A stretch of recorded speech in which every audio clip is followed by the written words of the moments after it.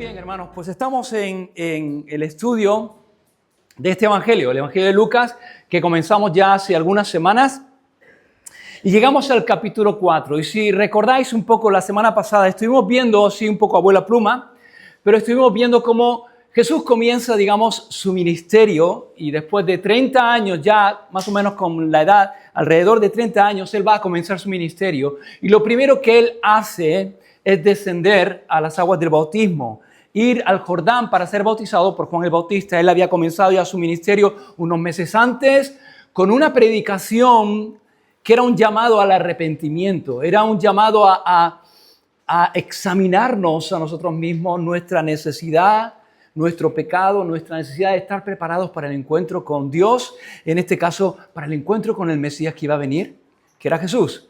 Y Jesús va a comenzar su ministerio y lo primero que hace es ir al Jordán para ser bautizados por Juan.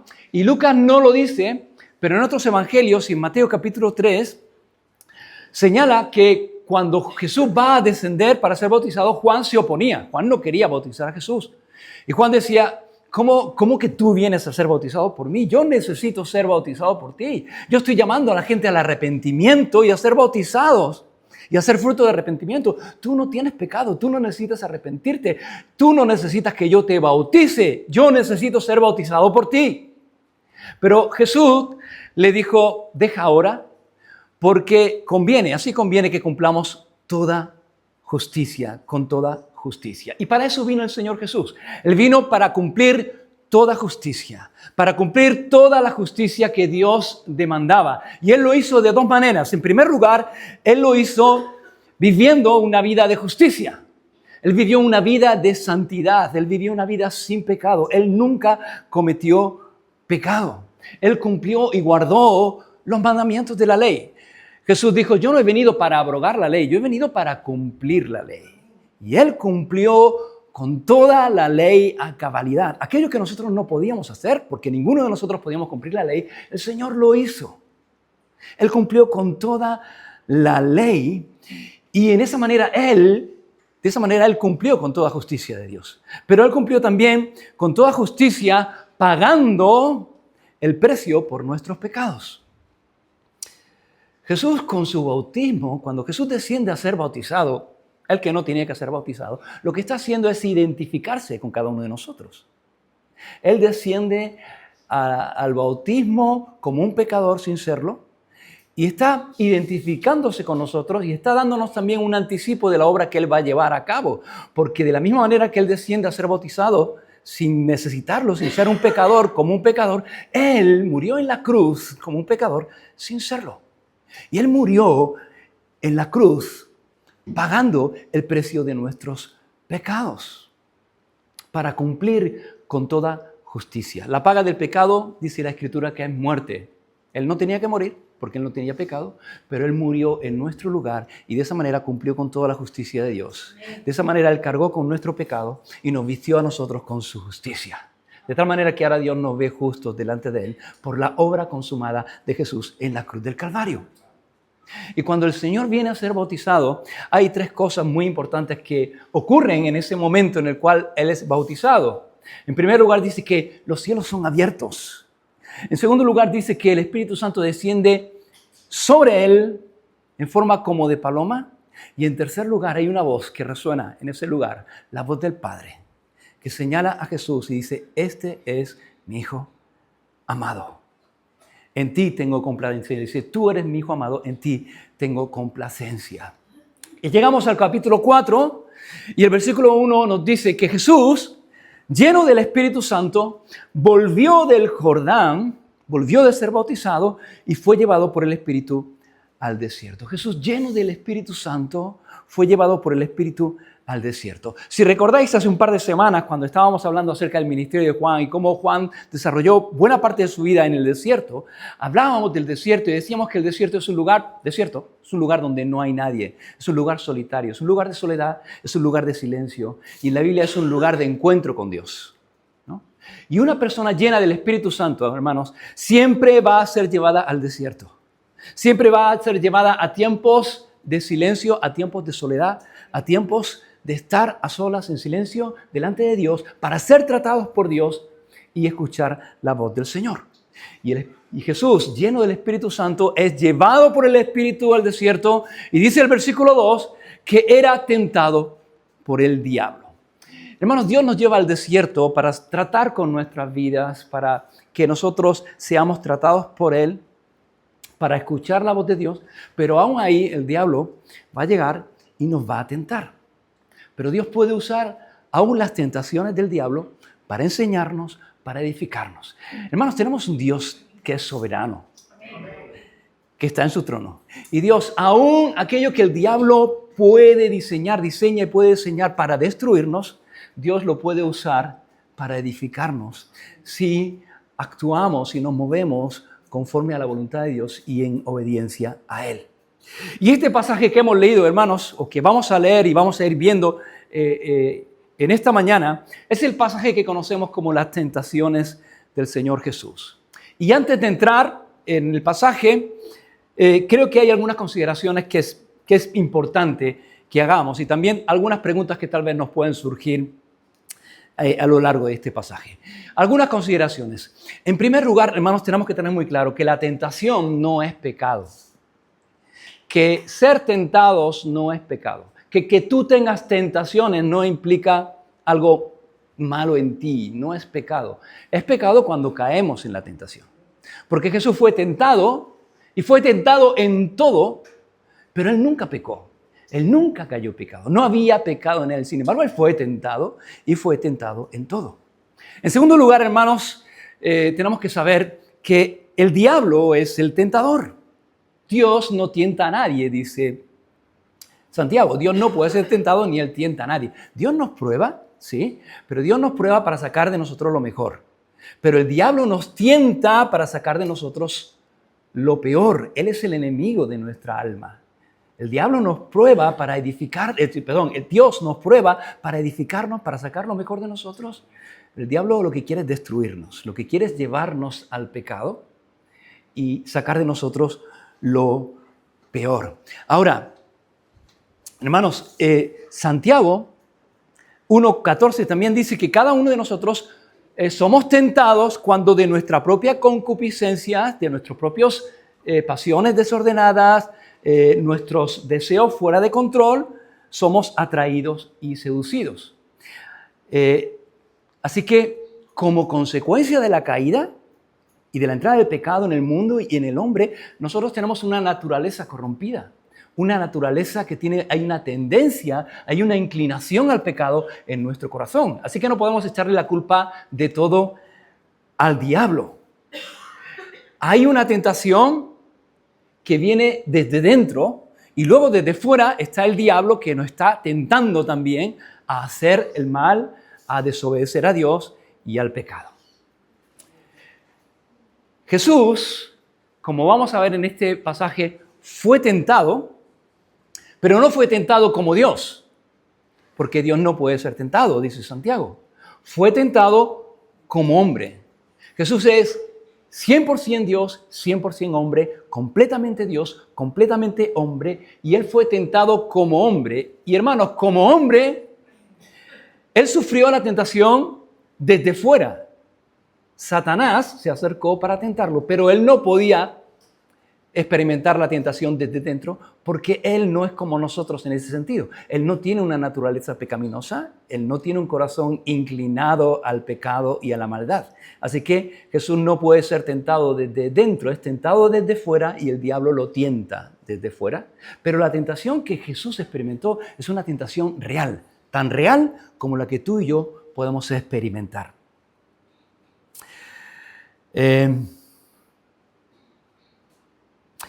La pregunta es, ¿para qué? ¿Por qué Jesús fue tentado? ¿Para qué el Señor fue tentado? ¿Y por qué Dios nos ha dejado a nosotros este pasaje en la Escritura? Hemos dicho, hermanos, que Jesús fue tentado como hombre y en ese sentido, Él se identificó con nosotros. Y Hebreos capítulo 2, versículo 18 dice que por cuanto Él padeció siendo tentado, es poderoso para socorrer a los que son tentados, es decir, a nosotros.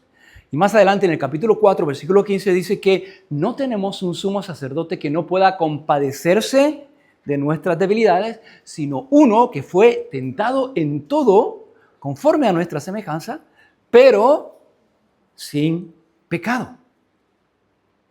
Así que, hermanos, jamás podremos decirle al Señor, es que tú no entiendes por dónde yo estoy pasando. Es que tú no entiendes la prueba que yo estoy experimentando, o tú no entiendes el lugar por donde yo estoy pasando, porque Jesús sí entiende, porque Él pasó por ahí. Podemos decirle, Señor, es que tú no entiendes, pero el Señor te va a decir, sí lo entiendo perfectamente, porque yo pasé por ahí, yo experimenté eso y aún cosas peores que las que tú estás experimentando. Y el Señor pasó por ahí, y por cuanto pasó por ahí, y Él fue tentado en todo, conforme a nuestra semejanza, como hombre, como tú y como yo, Él puede entendernos. Y no solamente puede entendernos, sino que puede compadecerse, dice, de nuestras debilidades. Y no solamente es eso, sino que es poderoso para socorrernos en nuestras debilidades. Así que Él se identifica con nosotros. Y hermanos, este pasaje está aquí, es un pasaje que trae consuelo, porque podemos saber que el Señor sabe lo que es pasar por donde nosotros pasamos muchas veces, todos los días. Y a veces con mucha fuerza, pero podemos saber, Señor, tú me entiendes, tú conoces mi debilidad y a ti me agarro porque tú eres poderoso para ayudarme.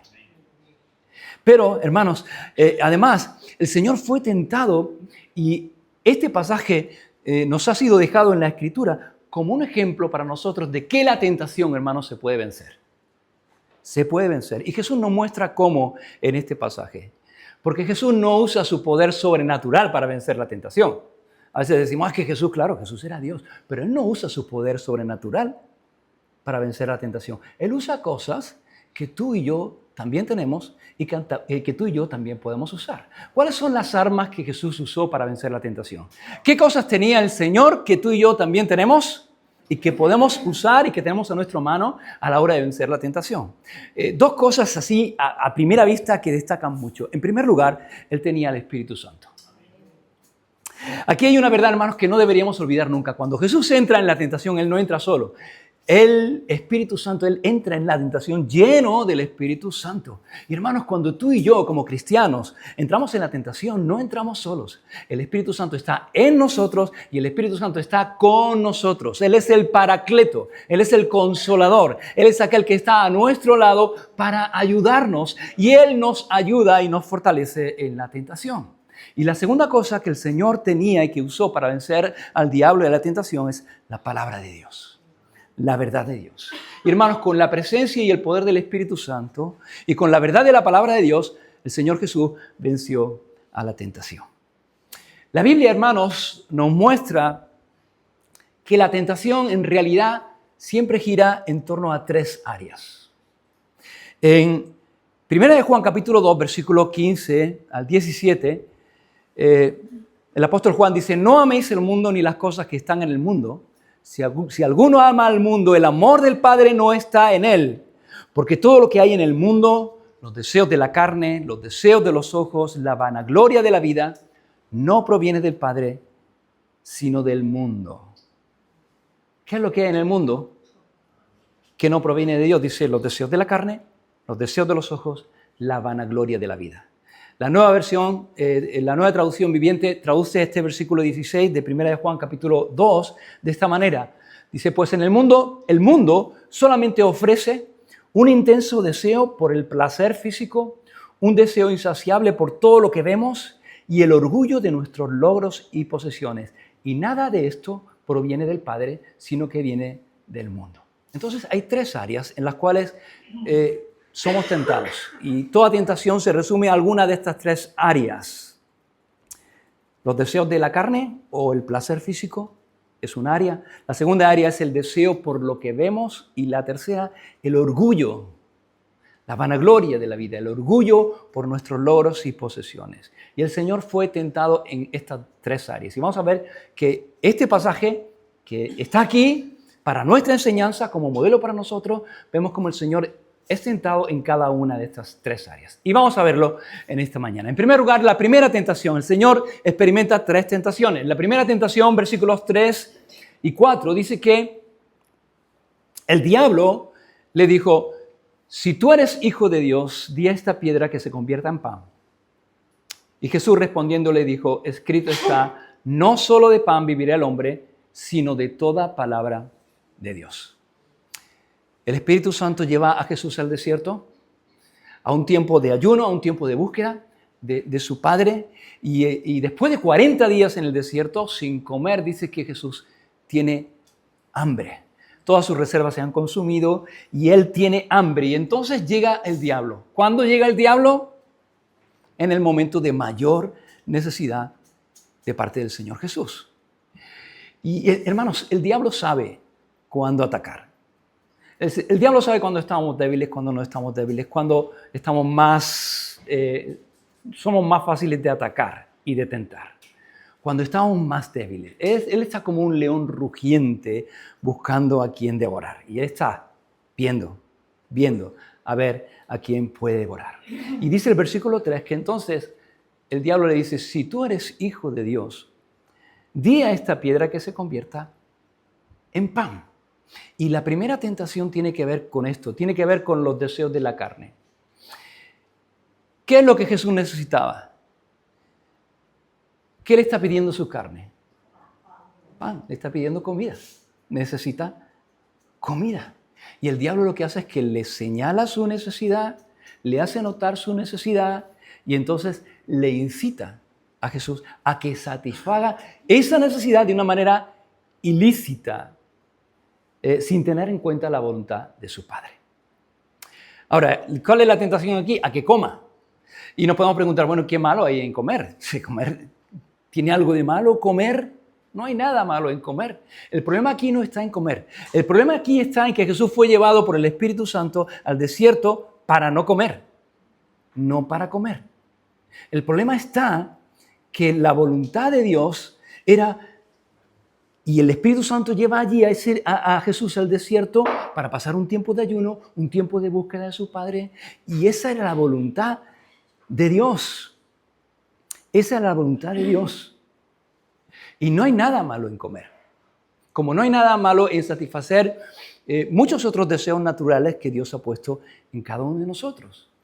Dios ha puesto en cada uno de nosotros una serie de necesidades naturales, pero en todas ellas Dios establece un tiempo y un contexto, una forma en la cual nosotros tenemos que satisfacer esas necesidades. Y el diablo lo que va a hacer continuamente es invitarnos, incitarnos a adelantarnos, a tomar cualquier camino con tal de que satisfagamos esas necesidades fuera del contexto y de la voluntad que Dios ha establecido.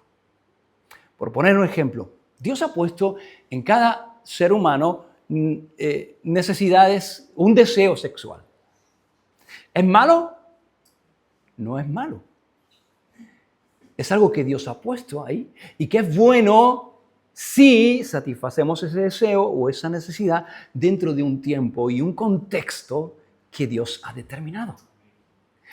Nuestra carne, nuestra naturaleza pecaminosa, inclinada al pecado, y el diablo nos va a incitar a que nos adelantemos y a que satisfagamos ese deseo que a veces puede ser muy intenso, fuera del contexto y de la voluntad que Dios ha establecido.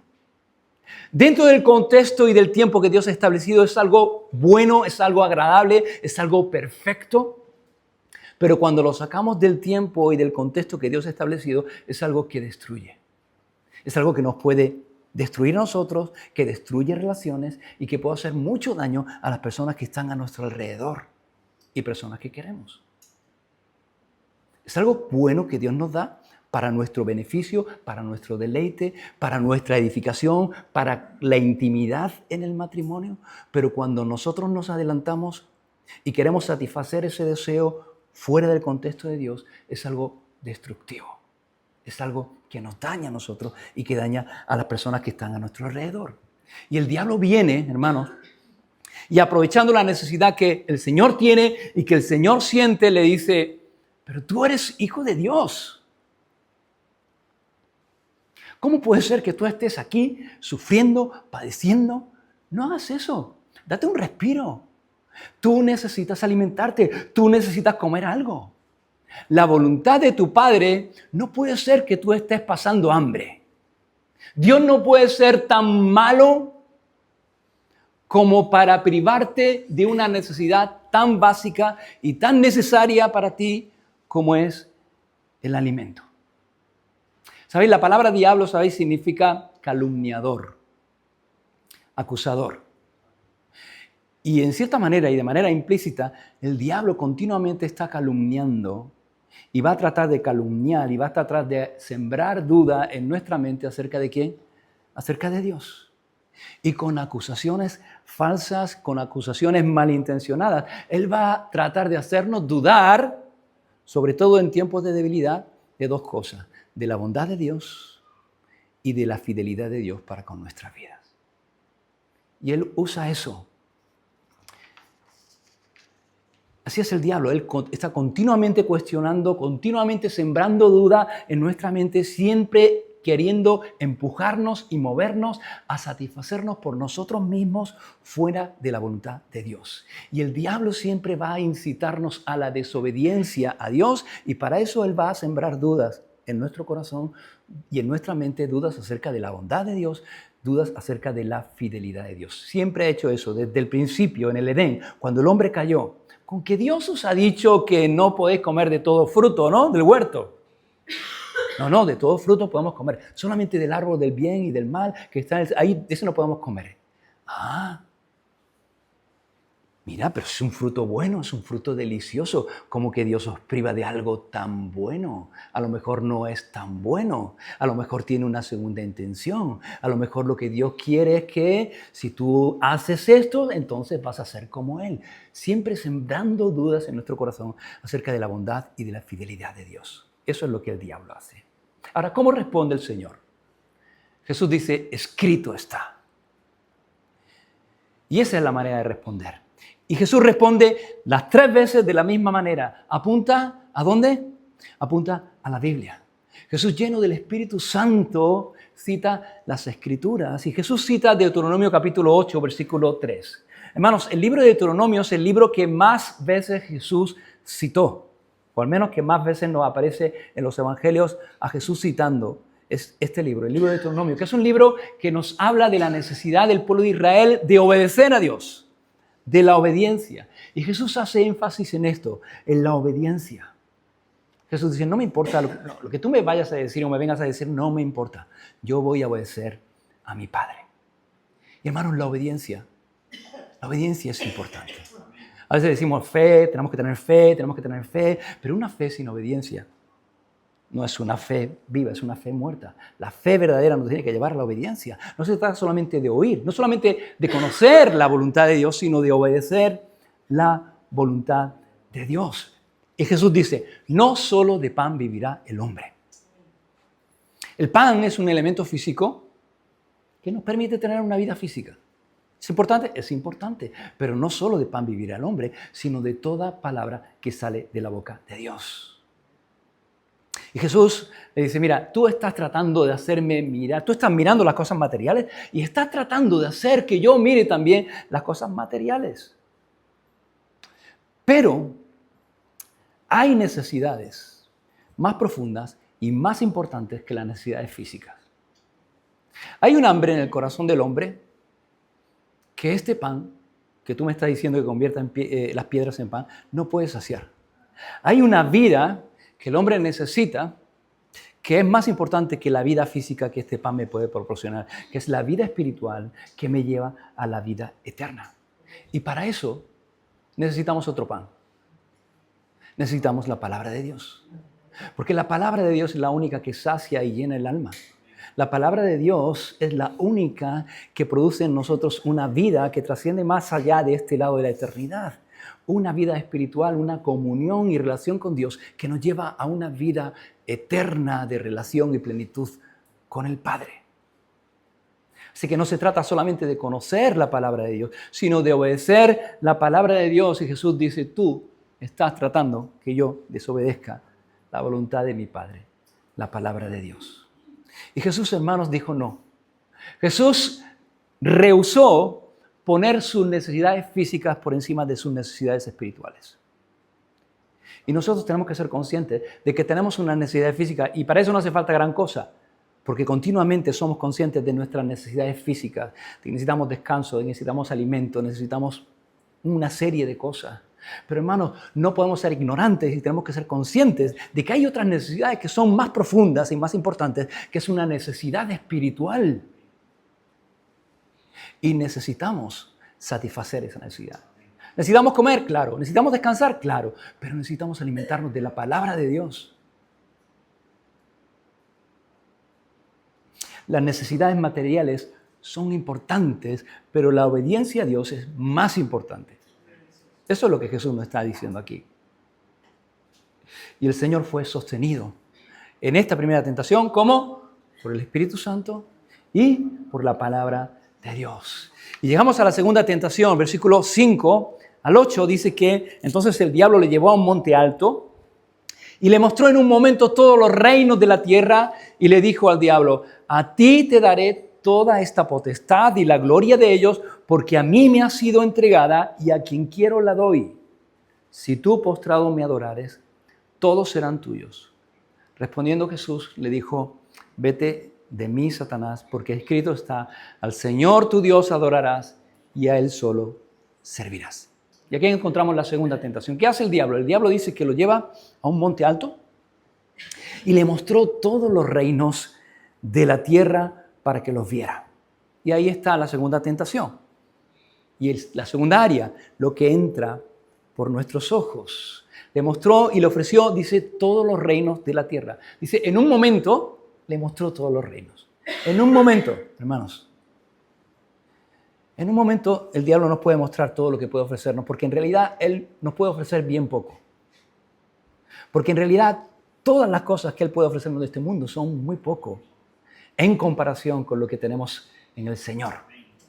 Entonces en un momento él le enseña todo y le dice, a ti te daré esta potestad y la gloria de estos reinos, porque a mí me ha sido entregada y a quien quiero la doy. El Señor Jesús llamó en varias ocasiones en el Evangelio de Juan, en Juan 12, 14, 16, llamó al diablo el príncipe de este mundo. Y el diablo le dice a Jesús: los reinos de este mundo, la potestad y la gloria de ellos me ha sido dada a mí, me ha sido entregado. ¿Quién le entregó eso a Satanás? El hombre. Cuando el hombre pecó. Dios creó al hombre a su imagen y semejanza, y cuando Él lo creó, entre los muchos propósitos, los varios propósitos que Dios tenía para crearnos, para crear al hombre, uno de ellos es que fuese su representante. Y Él le dio la potestad y la autoridad sobre las cosas creadas, para que las gobernase, para que las juzgase.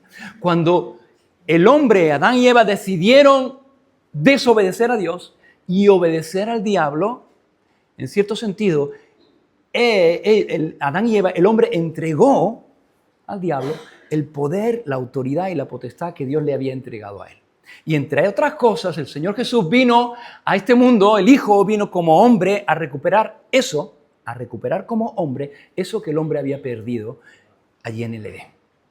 Y entonces, ¿qué está haciendo el diablo? El diablo está, lo que hace es que se lo ofrece. Tú vienes a por esto, yo te lo ofrezco. Yo te lo ofrezco. ¿Qué es lo que quiere el diablo? El diablo quiere que Jesús tome un camino fácil. Que Él pueda recuperar esa cosa de una manera. Le ofrece un atajo. De esa manera dice, ¿por qué vas a sufrir? ¿Por qué tienes que ir a la cruz? ¿Por qué tienes que sufrir? No sé si el diablo sabría exactamente que Jesús iba a morir en una cruz, pero el diablo conoce la Escritura. Y el diablo conoce que el Mesías tenía que sufrir, que iba a padecer, que no iba a ser fácil para el Mesías.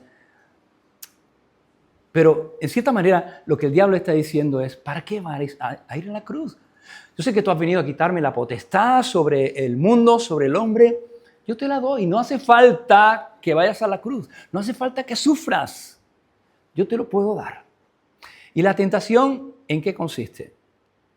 Pues la tentación consiste en obtener el reino sin pasar por la cruz. Satanás le pone un camino rápido hacia el poder y hacia la gloria. Satanás ofrece a Cristo un reino sin sufrimiento, una corona sin cruz, una gloria sin obediencia. Y le dice, el camino que vas a seguir es muy difícil, es muy doloroso, Va a haber mucho sufrimiento, el precio va a ser muy alto. ¿Por qué vas a pasar por ahí? Yo te lo puedo ofrecer, yo te lo ofrezco, aquí lo tienes. Te lo doy, solamente tienes que hacer una cosa. Postrarte y adorarme. Y yo te lo doy. Y no tienes que sufrir. Y no tienes que ir a la cruz. ¿Qué es lo que quería el diablo desde el principio? El diablo no es semejante a Dios. No es la antítesis de Dios. El diablo es un ser creado por Dios. Es mucho más pequeño que Dios. No es un antihéroe. No es alguien que a veces gana el diablo, a veces hay una lucha ahí entre el bien y el mal. No. Dios es el todopoderoso, el soberano, y el diablo no es nada delante de él. No puede oponerse, ¿no? Es un ser creado por Dios. Y fue creado para servir a Dios. Pero la Biblia dice que Satanás se rebeló contra Dios. ¿Por qué? Porque él quería ser Dios. Él quería tener el lugar de Dios. Él quería recibir la adoración que solamente le pertenece a Dios. Él quería estar por encima de Dios y que todos le sirvieran a él, incluso que Dios le sirviera a él. Entonces, Satanás pensaba como mucha gente piensa hoy, que Dios está para servirle a él. Hay muchos que piensan que Dios está para servirles y que Dios está para que si yo le pido algo, que Él me lo dé. Y como no me lo dé rápido, además me enfado, ¿no? Así de necios somos. Cuando tú piensas que Dios está para servirte a ti, tú estás pensando igual que Satanás. Y cuando tú quieres ser el centro, quitando a Jesús del centro, tú estás teniendo los mismos deseos que tenía el diablo. Cuando tú quieres llevarte algo de gloria que solamente le pertenece a Dios, tú estás teniendo los mismos deseos que tenía el diablo. Él quería la gloria para él. Hermanos, pero la gloria solamente es para uno. La gloria es para el Señor Jesucristo. Él es digno de toda la gloria, de toda la honra. Y nosotros somos creados y somos puestos en este lugar para adorarle y para servirle a Él. No para servirnos de Dios ni para que Dios nos sirva a nosotros, ¿no? Entonces Jesús le responde a esto y le dice, vete de mí, Satanás, porque escrito está, ¿qué está escrito? Al Señor tu Dios adorarás y a Él solo servirás. Y Jesús de nuevo recurre a la Escritura, de nuevo a Deuteronomio, y le dice, escrito está, al Señor tu Dios, a Él solo adorarás y a Él solo servirás. Hermanos, aquí hay algo interesante y algo muy importante que ya alguna vez he mencionado, y es que el Señor Jesús dice, a Él adorarás y servirás. Y Él une estas dos cosas, porque la adoración y el servicio están ligadas. Y tú adoras o terminas, mejor dicho, lo que tú adoras, eso es lo que tú vas a terminar sirviendo. Por eso podemos saber muy bien, simplemente observando la vida de una persona, quién es o qué es su pequeño Dios. ¿A quién está adorando? ¿Cuáles son sus ídolos? Si tú observas a qué dedica su tiempo, su pensamiento, sus recursos, sus talentos, a qué está dedicando, eso te va a mostrar cuál es su ídolo. Porque tú adoras aquello que sirves o sirves aquello que tú adoras. Y Jesús le dice, solamente hay uno a quien debemos adorar y solamente hay uno a quien debemos servir. Y ese es Dios. Ese es mi Padre. El diablo, ¿qué está ofreciéndole aquí? ¿Y qué es lo que nos va a ofrecer muchas veces? Un camino fácil, un camino ancho, un camino fácil de caminar, ancho y amplio. Dios, ¿qué nos ofrece? Un camino estrecho, un camino no fácil, un camino difícil. Y hermanos, la vida del cristiano es un camino estrecho y a veces vamos a tener dificultades, a veces vamos a tener problemas y a veces vamos a tener que negarnos a nosotros mismos, pero al final, ¿qué hay? Al final hay gloria. El diablo te va a ofrecer un camino ancho y te ofrece primero la gloria, pero después, ¿qué hay? Después sufrimiento. Es todo lo contrario. Dios te ofrece, bueno, vas a sufrir un poco. El camino es estrecho, pero después del camino merece la pena porque después hay gloria. El diablo te ofrece, ¿para qué vas a sufrir aquí? Yo te ofrezco la gloria ya. Pero es una gloria que es como una neblina que aparece en la mañana y desaparece en un momento. Y esa gloria al final te lleva a un sufrimiento que es eterno. Y tenemos que ser sabios, hermanos. y no dejarnos engañar por el enemigo. Llegamos a la tercera tentación, y la tercera tentación dice que el diablo le lleva a Jerusalén, lo puso en el pináculo del templo, en la parte más alta del templo, y le dijo: si eres hijo de Dios, échate de aquí abajo, porque escrito está: a sus ángeles mandará cerca de ti para que te guarden, y en las manos te sostendrá para que no tropieces con tu pie en piedra. Y respondiendo Jesús le dijo: dicho está, no tentarás al Señor tu Dios. Y cuando el diablo hubo acabado, toda tentación se apartó de él por un tiempo. El diablo lo toma ahora, lo pone en el pináculo del templo, en lo más alto del templo, y le dice: si eres hijo de Dios, tírate, échate abajo, porque está escrito: a sus ángeles mandará acerca de ti para que tu pie no tropiece. Va a mandar a tus ángeles para que no te pase nada. Te va a proteger, te va a levantar, te va a sostener. Hermanos, el diablo lleva a Jesús al pináculo del templo, pero no le empuja. Y no le empuja porque, y lo mismo hace con nosotros, nos lleva a ciertas situaciones y no nos empuja. Y no lo hace porque no tiene que hacerlo, solamente tiene que poner en nosotros una idea y que nosotros creamos esa idea. No tiene que hacer nada más. Todo lo demás lo vamos a hacer nosotros. Él siempre va a empeñarse en poner una mentira en nuestra mente que nosotros creamos que es la verdad, y cuando nosotros creemos que la mentira es la verdad, comenzamos a sentir conforme a esa mentira que creemos que es la verdad y a vivir y a actuar conforme a esa mentira. Eso es como el diablo trabaja. Por eso tenemos que examinar muy bien nuestros pensamientos que son conforme a la verdad, y para eso tenemos la Biblia. El diablo trabaja con la mentira, pero nosotros tenemos la verdad, que es el antídoto contra la mentira. El diablo simplemente tiene que hacernos creer que una mentira es la verdad para que nosotros vivamos conforme a esa mentira, sintamos conforme a esa mentira y actuemos. Si tú piensas mal, vas a sentir mal y vas a actuar mal.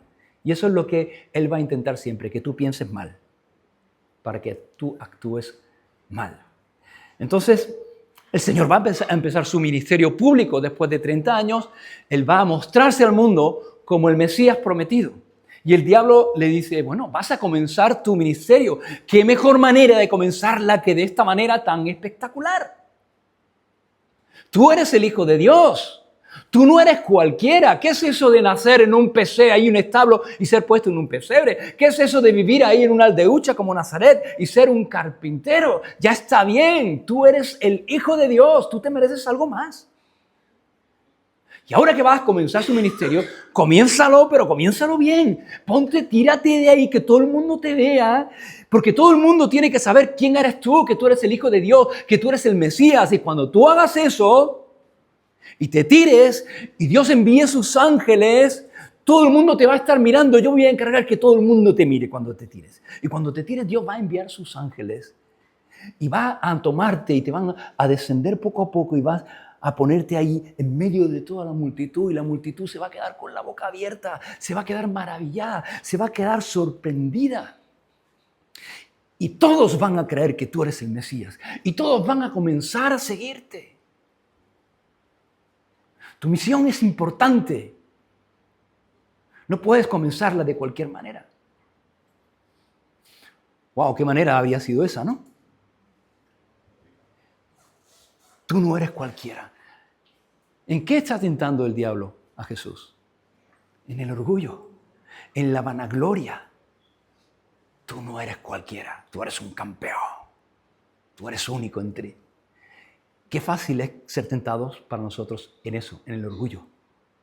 Porque todos queremos que la gente nos admire. Todos queremos sorprender a las personas.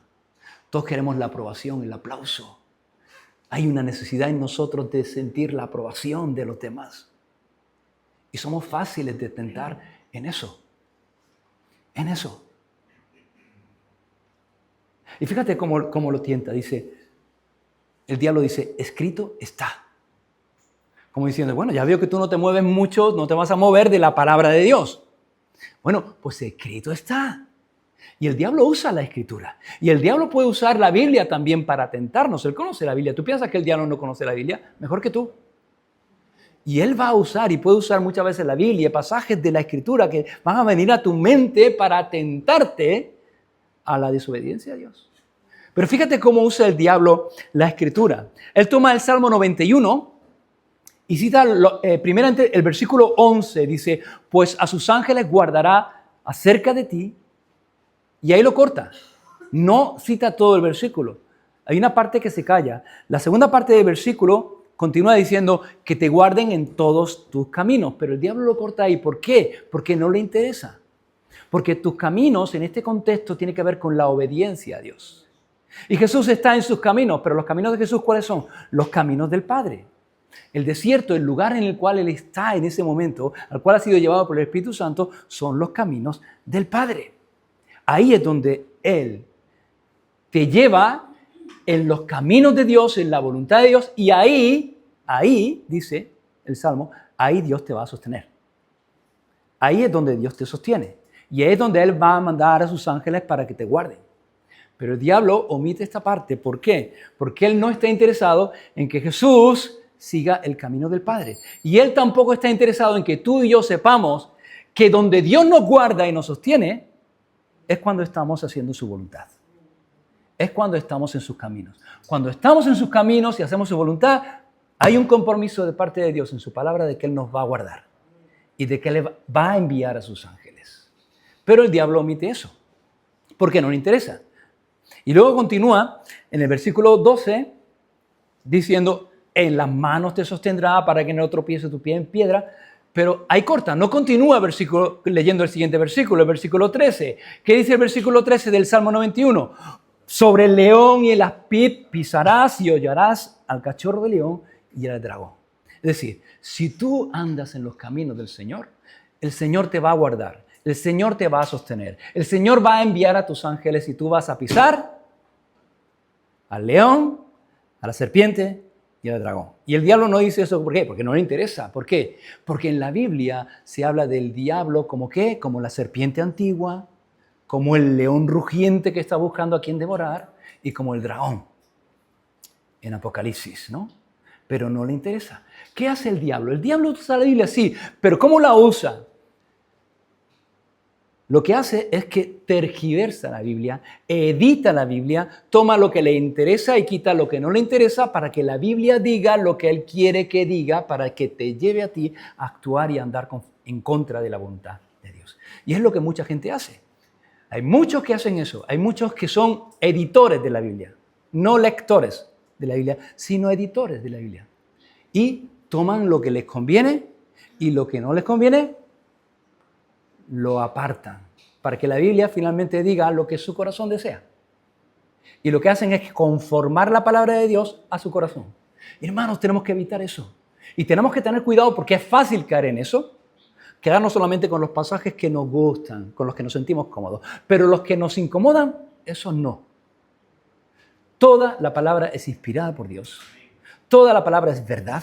Y toda la palabra es el consejo de Dios para tu vida y para mi vida, hermanos. Y nosotros no tenemos que conformar la palabra a nuestro pensamiento. Nuestro pensamiento y nuestro corazón tiene que ser conformado a la palabra de Dios. ¿Y qué hace Jesús? Jesús responde, dicho está, escrito está, no tentarás al Señor tu Dios. Y cita de nuevo Deuteronomio, y en este caso el capítulo 6, versículo 16. No tentarás al Señor tu Dios. No tentarás.